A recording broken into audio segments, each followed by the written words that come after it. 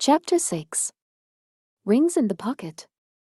Your emotions ain't worth a damn. Such was what his master spat at him on a rare day when he had taken him beyond the mountain. Yes, sir, he said, nodding calmly as if to demonstrate his understanding. There was nothing else he could say. He was too busy trying to take in the sight before him. Will anger make your sword sharper? Will sadness make you light on your feet? Unlikely. This is what happens to bums who think a just course is all you need to win.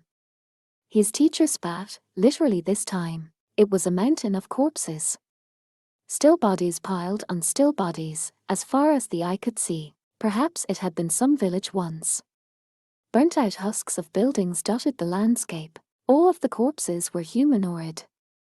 A few dwarfs and elves were among them, and several of the bodies had weapons. But most of them appeared to be villagers in ratty clothing. He tugged at his own shirt.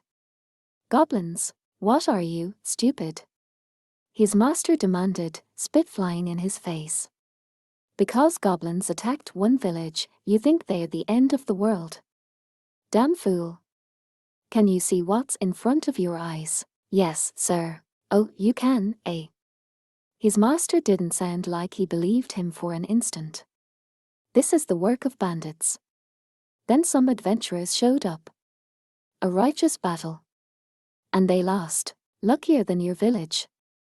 His master laughed broadly, in the way Rios did, and he found himself casting his eyes at the ground. Goddamn idiot. The next instant, he felt a tremendous blow to his head.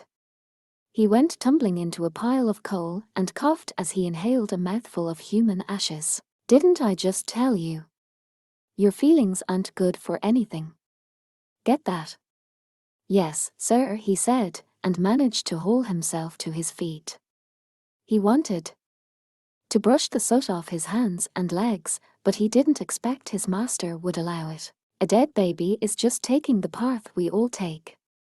When it dies, a candle is lit in heaven. You understand? No, sir. HRMPH, idiot. It rides on the back of a goose, all the way up to the sky. His master, cruel smile never flinching, gave the nearest corpse a powerful kick. It rolled over onto its back. It was an elf woman, with several arrows sticking through her flat chest. Strips of leather armor remained, but her clothes had been torn. Only the status tag around her neck identified her as an adventurer. Her eyes, open wide in hatred, looked like clouded glass. Perhaps she had been burned. The boy understood all too well what had happened to her in those moments before she died.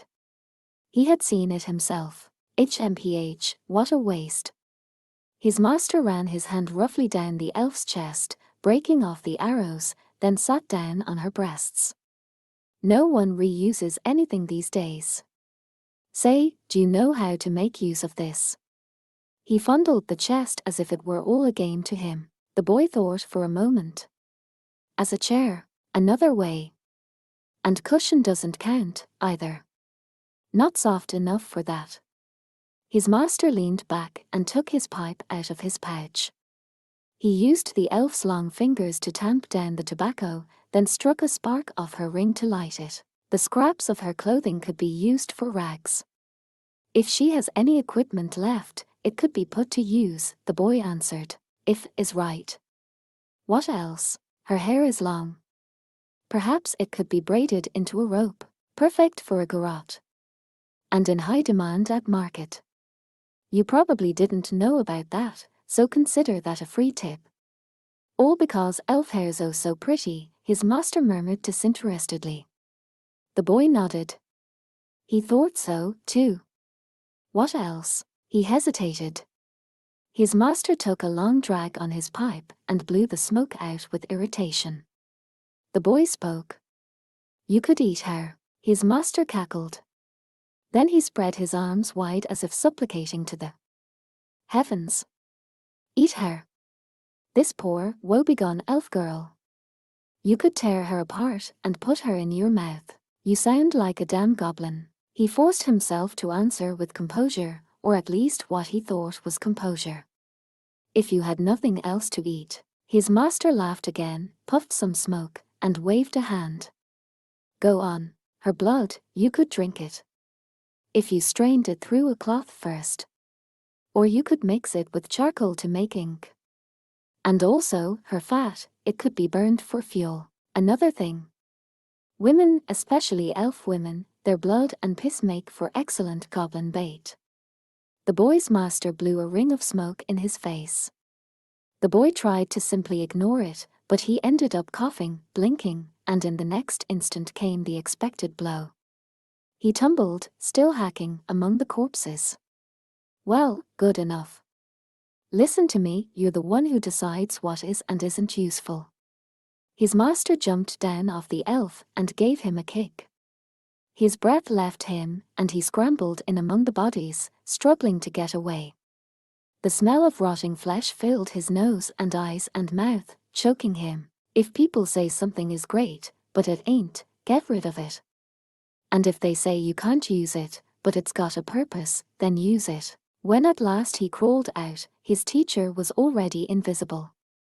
The awful cackling echoed around the ruined village, and he groped desperately for any sense of where his master was. Of course, he wasn't seeking something so vague as a sense. He was concentrating, trying to catch the sound of his master taking a step, feel a passing breeze, or notice a disturbed pebble. To call something useless is to call yourself useless. You can get something out of everything. Yes, sir. Imagination was the greatest weapon, those lacking it died first.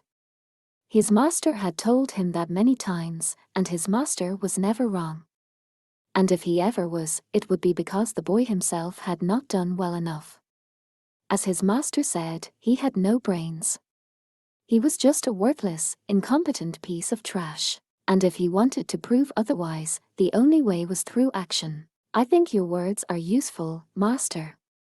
At that, his master stopped talking. Then the boy's head was grabbed with great violence, shaken back and forth and side to side. For some reason, it made him very happy. Even if, the next instant, he found himself hitting the ground. So that was always exactly what he did. He always had, and he always would. Choosing to not act once was more than enough for a lifetime. Cowgirl drifted out of her restless sleep when she heard a drumbeat that rumbled through her bones. What's that? The question only lasted an instant. She sat up with a gasp, bubbles exploding out of her mouth. When she realized she was practically mounted on him, a series of thoughts raced through her head. No time for that. Hey, wake up. Wake up. HRM, he grunted, and his head moved. He muttered something, causing bubbles to slip from his visor, and then he looked up. They could see a round slice of the hazy sky, the moon above them wavering as if reflected in a pond. The muffled sound of the drums seemed to come down to them through the water. Out there, needless to say, there were goblins. I'll take a look. Is that safe? She asked, tugging on his sleeve. It'll be fine, he said, taking a spike from his item pouch. I've climbed to higher places. Then he kicked at the water, rising up, feeling his way along the side of the well.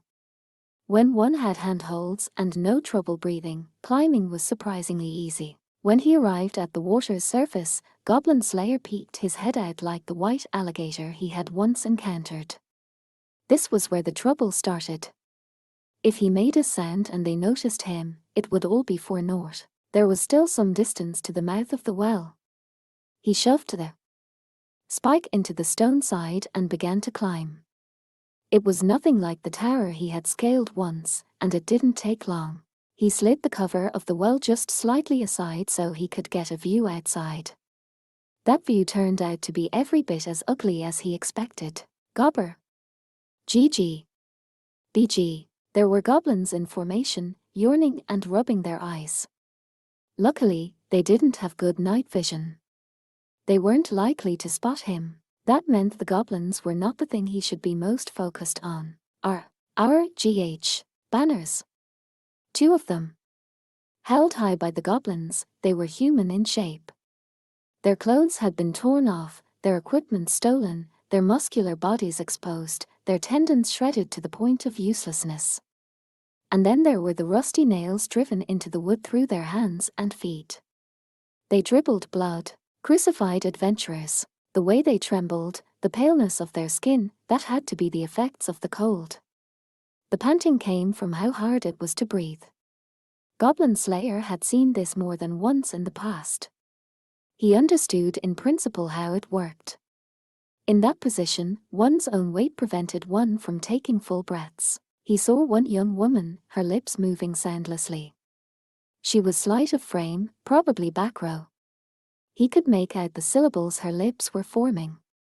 They were the name of her god. He also saw immediately why she had no voice. The most crucial instrument for it was missing from her mouth. The frail hands with the nails driven into them could never make the holy signs she wanted them to. Goblin Slayer grunted softly. He whispered someone's name. He didn't even realize it. Adventurer. A voice like lightning thundered down. For the first time, Goblin Slayer noticed the massive giant moving at the head of the goblin column. It was not a goblin. It was, what was it called? He had fought such a monster before. If you value these girls' lives, then stop hiding in your little hole and come out and show yourselves to me. First, he focused on observation. Weapon, a warhammer. Body shape, bigger than a hob, bigger than a champion. Gait, shambling. The way he instructed the goblins, angry. Then he noted the goblin numbers, their equipment. He didn't have to guess what his opponent was planning. What he needed to think of was what he would do when it happened. I'll wait until the sun is at its apex.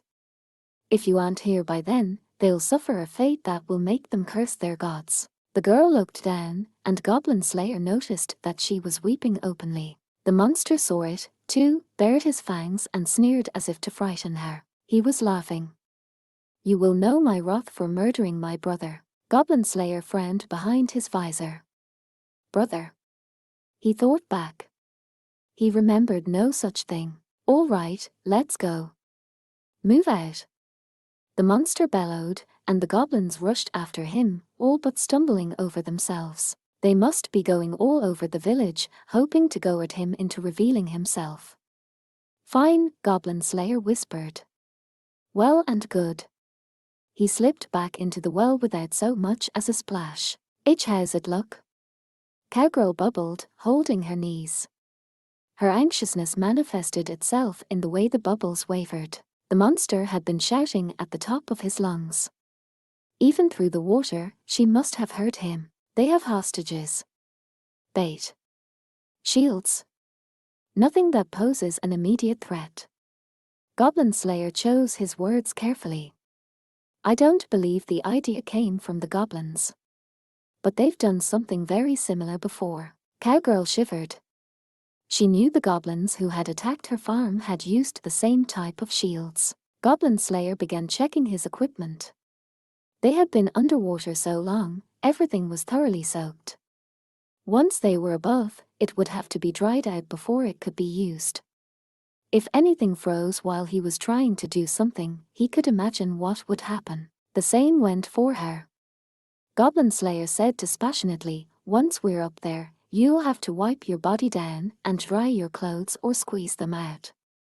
Otherwise, you'll get frostbite. All right. She nodded, but she didn't sound sure. The way she looked uneasily from one side to the other spoke far more to her fear than did her words. Don't worry, Goblin Slayer said. There was no hesitation. I won't let them escape alive. Cowgirl nodded with an exhausted smile.